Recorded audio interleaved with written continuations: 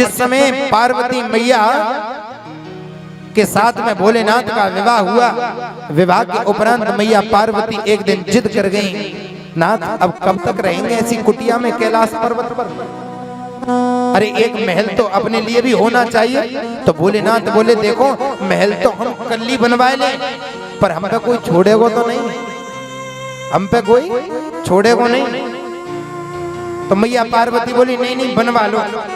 तो भोलेनाथ ने कुबेर भंडारी से कहा, तो कुबेर भंडारी ने एक सोने का महल बना करके तैयार कर दिया।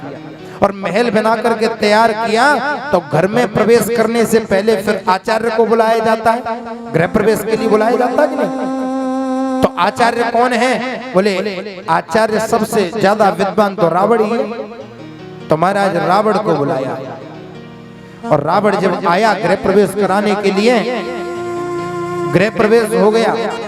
अब अंत में आचार्य की दक्षिणा का नंबर आता है। तो भोलेनाथ ने कहा रावण दक्षिणा मांगो, क्या चाहिए? तो रावण ने कहा महाराज दक्षिणा देने की बात करते हो तो ये जो महल है इसी को दे दो, ये जो तुमने महल बनवाया है इसी को दे दो। भोलेनाथ ने मैया पार्वती से कहा देखो पहले ही मना करी ना हमने कि महल बनवाओ मदीना, अब बताओ कैसे मना करूं आचार्य से? अगर आचार्य भी घर से संतुष्ट होकर के नहीं गया तो फिर किस बात का गृह प्रवेश?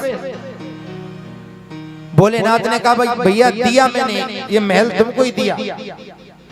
रावण ने कहा महाराज केवल महल से ही काम थोड़ी चलेगा। बोले फिर? बोले जब महल में रहने वाली तो दे दो, या महल में रहने वाली तो दे दो, यानी कि पार्वती को भी मुझे ही दे दो। भोलेनाथ ने महाराज पार्वती को दे देंगे, जाओ, क्योंकि तुमको दक्षिणा में रावण ने मांगा है। तो रावण माता पार्वती को लेकर के चला तो नारायण भगवान को चिंता हो गई कि रावण यदि माता पार्वती को ले गया तो सब गड़बड़ हो जाएगी। बोले तो बोले हैं, रावण जब लेकर के चला तो बड़ा प्रसन्न है। उधर नारायण भगवान ने ब्राह्मण का भेष बनाया और ब्राह्मण का भेष बना करके रावण के पास में पहुंचे। रावण आज बड़े प्रसन्न लग रहे हो, क्या बात है? रावण ने कहा महाराज आज तो गहरे में हाथ है मेरा, देखो सोने की लंका मिल गई और लंका में रेवेबारी मिल गई। बोले कौन है ये? बोले पार्वती। क्या वो पार्वती जो भोलेनाथ की पत्नी है? रावण ने कहा हाँ हाँ वही तो। नारायण भगवान बोले कहूं पागल तो ना है वो? अरे भोला तो को पार्वती दे दे और वो असली पार्वती। रावण ने कहा पार्वती भी असली नकली होती है क्या? नारायण बोले हाँ हाँ बिल्कुल। बोले पार्वती की पहचान क्या है असली वाली की? बोले असली पार्वती के अंदर से सुगंध निकलती है और नकली पार्वती के अंदर से दुर्गंध निकलती है।